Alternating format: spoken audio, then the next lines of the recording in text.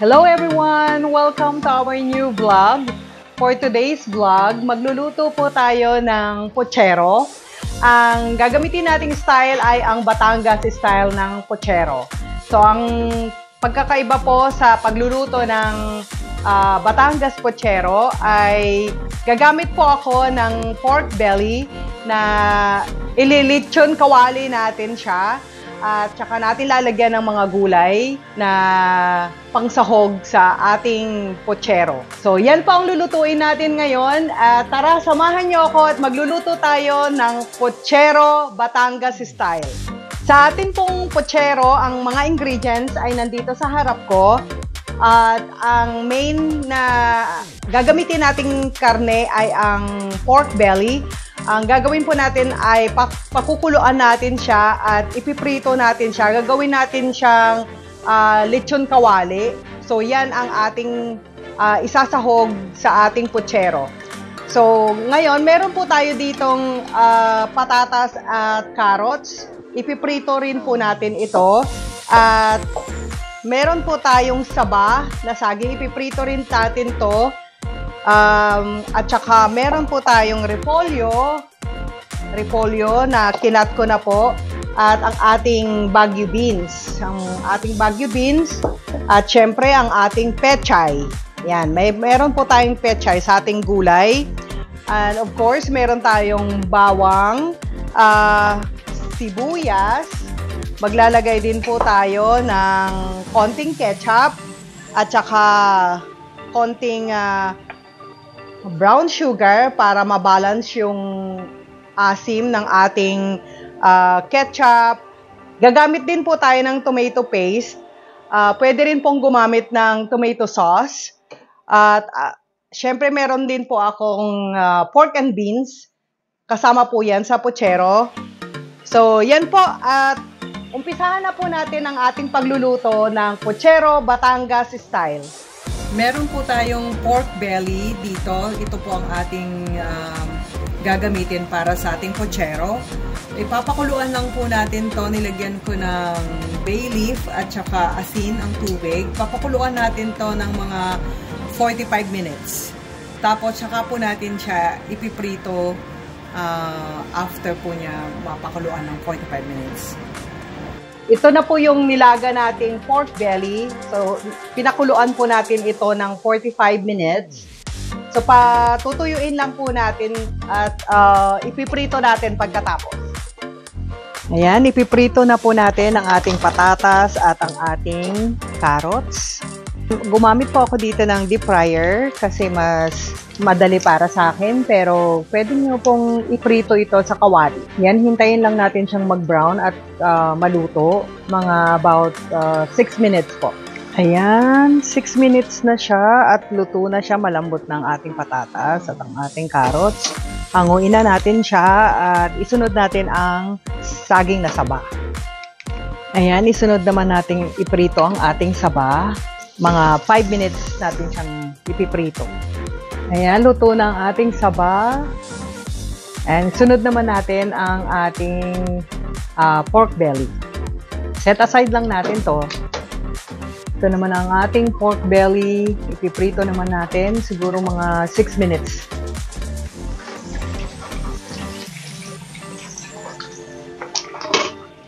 Ayan, luto na ang ating pork belly. Oh, yan.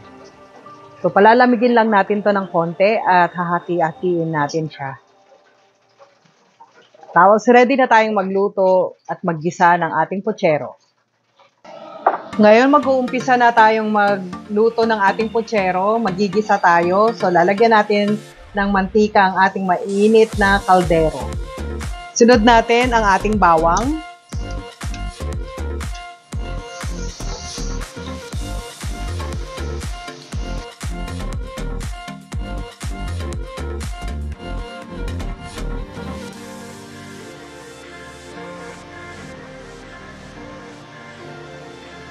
Ngayon, sunod na natin ang ating sibuyas.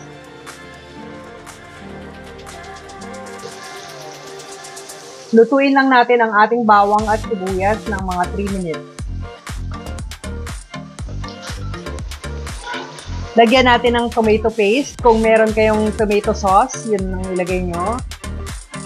Tomato paste, pwede rin siya.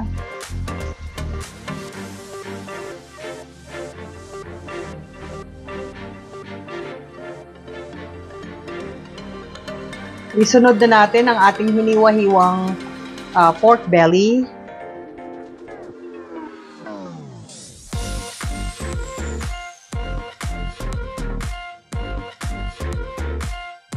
Ilagay na natin ang ating pork and beans.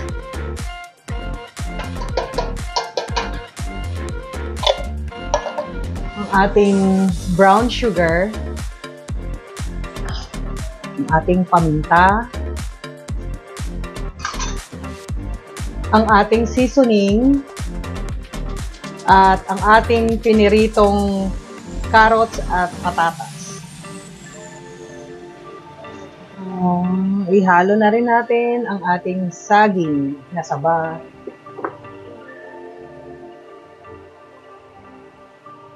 Lalagyan natin ng sabaw. Ang sabaw na to ay yung pinagpakuluan natin ng pork belly kanina. Yan.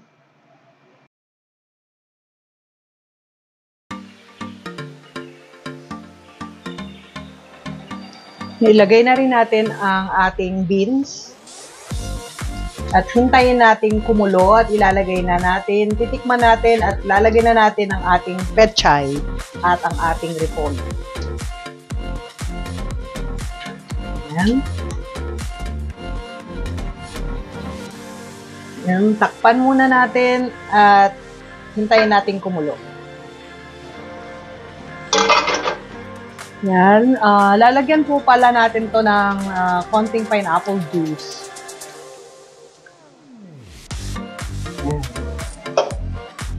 Ilalagay na rin natin ang ating repolyo.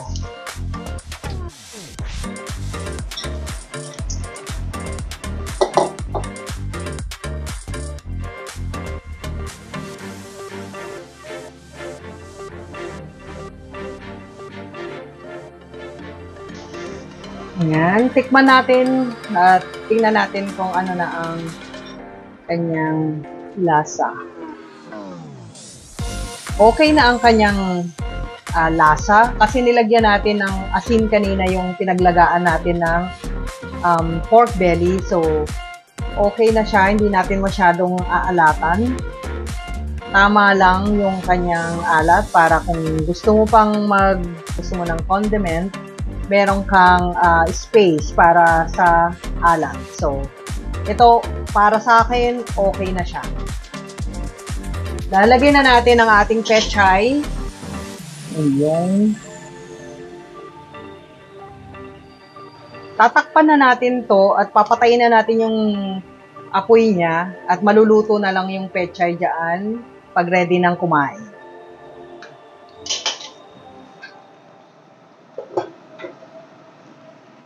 Ito na ang ating tikiman portion. Oh, naluto na ang ating pechay. Ay, ang sarap. Tingin pa lang, masarap na. Ayan. Ito ang ating pochero na Batangas style. Ang sarap. Ang ating niluto. Ating tikiman portion. Tikman natin ang ating nilutong pochero. Ayan. Ang ating pork belly.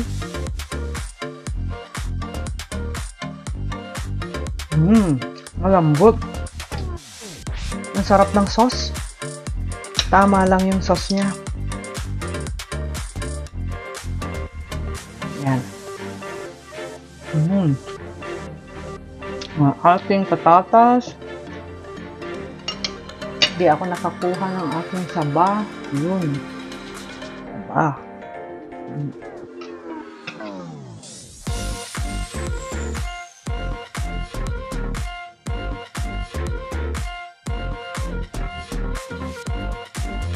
Masarap talaga pagka parang mas gusto ko yung style na to kaysa yung parang nilaga mo yung baboy.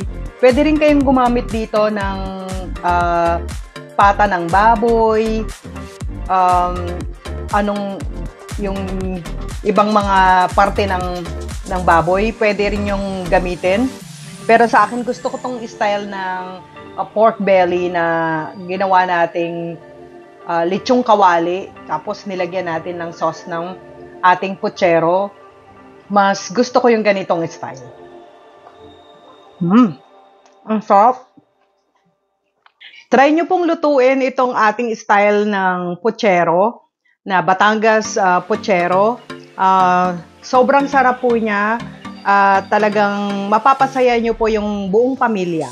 Kaya luto na po kayo ng ating Batangas style puchero. Mag-like po kayo, subscribe sa ating YouTube channel. At ang ating recipe ay makikita nyo po sa last ng ating video at sa ating description. Kung magluluto po kayo nito, send nyo po sa amin para makita rin po namin yung inyong creation. At mag-subscribe po kayo at i-share nyo po ang video na ito. At kung gusto nyo pa po o gusto nyo mag-request ng mga lulutuin natin sa susunod nating vlog, mag-comment lang po kayo sa ating description para sa susunod po na ating luto ay ang request nyo na po ang maluluto natin. Bye! Enjoy cooking at eating!